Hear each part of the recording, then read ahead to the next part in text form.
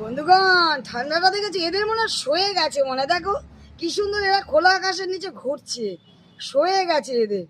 কি ঠান্ডা! আমার কিন্তু শরীর চলছে না, তবুও কিন্তু ইচ্ছে করছে না বেড়াতে। তবুও ভাবলাম না, আমার বাচ্চাগুলো তো বসে থাকবে,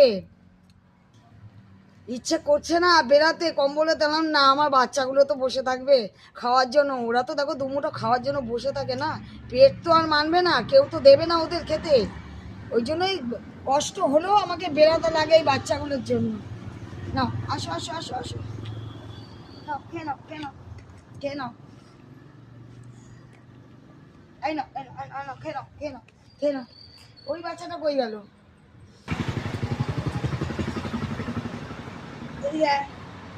দাদা, আর ঠান্ডায় হাত পাত কাঠ হয়ে গেছে, কাঠ, পুরো কাঠ হয়ে গেছে। নে